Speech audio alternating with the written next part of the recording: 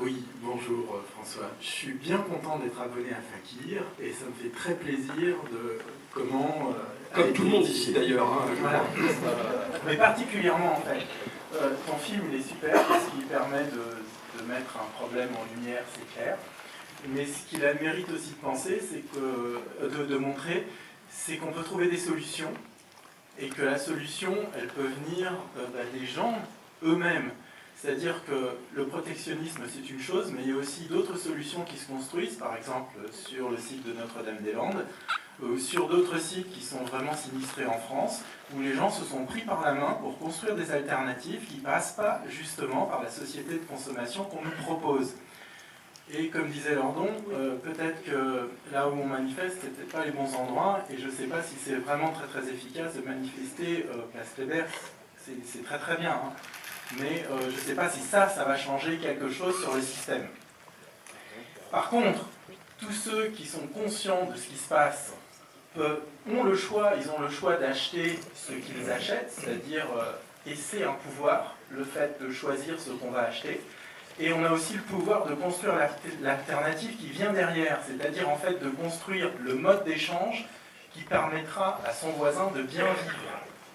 Et pour l'instant, l'individualisme qui prévaut est un frein justement à ce changement. Et la révolution, si elle arrive, ce ne sera certainement pas la révolution de Lénine, en tout cas celle qui fonctionnera, ce ne sera pas celle qui fout tout par terre, ce sera celle qui va reconstruire.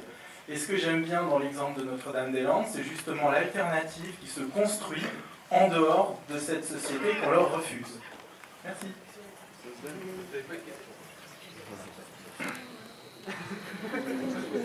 Pour autre chose, je réagirai éventuellement à ça après, mais je ne vais pas vraiment monopoliser la parole pour faire un auto pendant 20 minutes. Donc,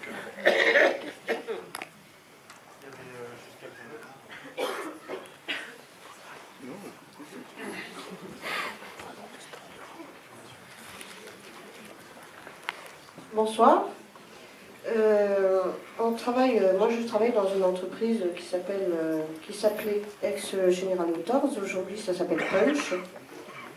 C'est une entreprise qui a été rachetée par un Belge, qu'on appelle, nous on l'appelle le Bernard Tapie belge. C'est un mec, alors j'espère qu'il y a les RG ici, comme ça ils entendent et ils écoutent bien ce qu'on va leur dire, ce qu'on a à leur dire. C'est un type, il a racheté 2 usines dans la Somme pour 1 euro symbolique. Il a promis monts et merveilles, c'était des entreprises où il y avait 200 ouvriers. Au bout d'1 an, il a fermé les 2 entreprises, les 200 ouvriers se sont retrouvés dans la rue. On a trouvé un bouc émissaire qui s'appelle Dumaré, belge, il est venu à Strasbourg racheter General Motors, une usine qui vaut plus de 500 millions d'euros, pour 1 euro symbolique. C'est bien les politiques de l'époque, ils avaient dit, on devait pour pouvoir survivre, on va dire, pour pouvoir survivre et puis continuer à travailler, vous allez être obligé de faire des sacrifices, baisser votre pantalon et perdre au moins 10% de vos acquis sociaux. Les politiques ont dit, bah oui, c'est ça, c'est le prix à payer, il faut se sacrifier, fermez vos gueules, baissez votre pantalon, et puis nous on n'était pas d'accord. Bon.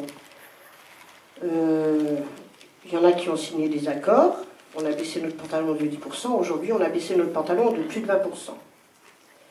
Ce mec, en fin de compte, Dumaré, moi j'aimerais bien, alors monsieur Ruffin, si un jour tu as l'occasion, la possibilité, les moyens, je ne sais pas comment faire, c'est un mec, il achète des entreprises, il les jette, il les ferme, il ramasse le pognon des contribuables, il ramasse des millions d'euros, c'est pas 1 centime, c'est pas 2 centimes, c'est pas comme la caissière qui a failli se faire virer pour 5 euros d'erreur de caisse. Lui, il joue avec des millions d'euros, il continue d'acheter des entreprises, et les politiques ne disent rien, ils ne disent strictement rien. Alors c'est ça la folie de cette histoire, c'est ça. Et nous, on n'est toujours pas sauvés. On a baissé notre culotte de 20%, mais on n'est toujours pas sauvés. Et lui, il continue, il se fait passer pour un milliardaire dans tous les médias, de France et de Navarre. Il prétend que si l'usine General Motors, ex-General Motors, Punch, est toujours vivante, c'est grâce à lui, alors que c'est complètement faux. General Motors, avant de partir, a laissé dans les caisses plus de 200 millions d'euros. Hein, c'est ça, 200 millions d'euros, plus de 120 millions d'euros.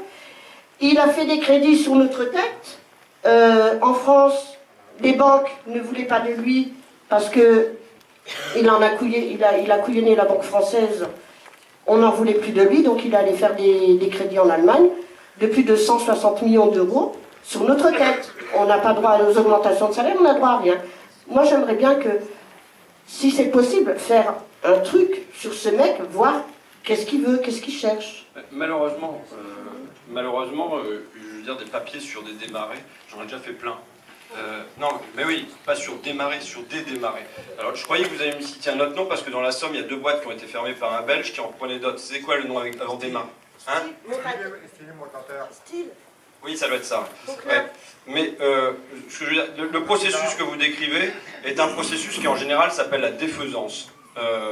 C'est quelque chose qu'a pratiqué par ailleurs Bernard Arnault à ses débuts. C'est quoi? On rachète une boîte qui va mal, on garde un petit truc à l'intérieur éventuellement, notamment le carnet de commandes et ainsi de suite, et on demande à quelqu'un d'autre, pour pas que notre nom soit sali, on demande à quelqu'un d'autre. Ford n'a pas intérêt à fermer directement la boîte, parce que si Ford ferme directement la boîte, il va y avoir cher à payer en plan social, ça va nuire à son image. Donc il faut qu'il retrouve quelqu'un qui est d'accord pour faire le sale boulot à la place. C'est un processus qui est connu, qui s'appelle la défaisance. Et effectivement, il y a à ce moment-là quelque chose qui est assez surprenant, c'est la complicité, souvent involontaire, qui relève de l'incompétence des politiques locaux, du conseil régional et des choses comme ça, qui non seulement acceptent cette solution de défaisance, mais en plus remettent au pot.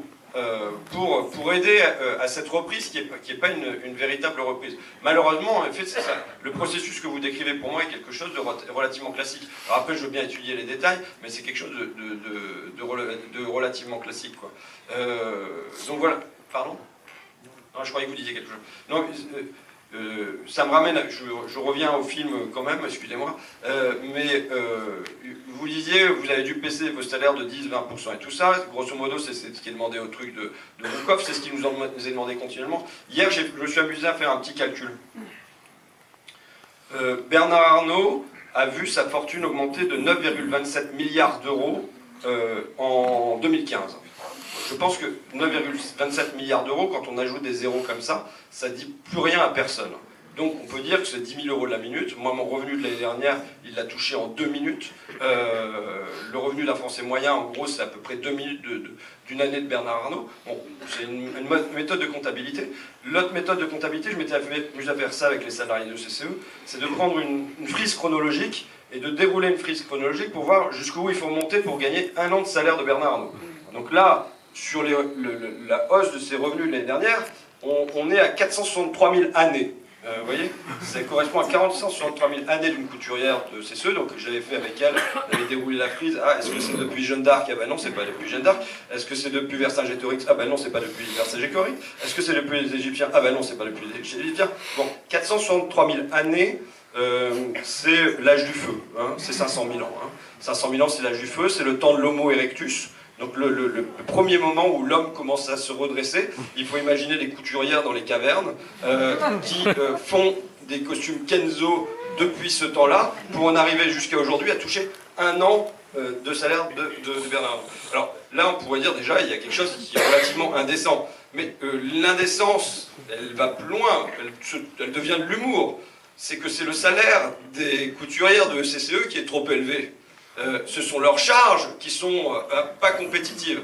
Et ce discours qui, replacé comme ça, apparaît comme complètement ubuesque, nous est servi de telle manière tous les jours qui devient légitime. Voilà, et je pense que là, il y a quelque chose qui est foncièrement... Bon, et c'est vrai que le salaire d'un démarré, il faudrait le connaître et le replacer par rapport aux salariés à ses salariés et savoir qui n'est pas compétitif. Est-ce que c'est le patron qui n'est pas compétitif ou bien est-ce que ce sont ses salariés, quoi. Je reviens sur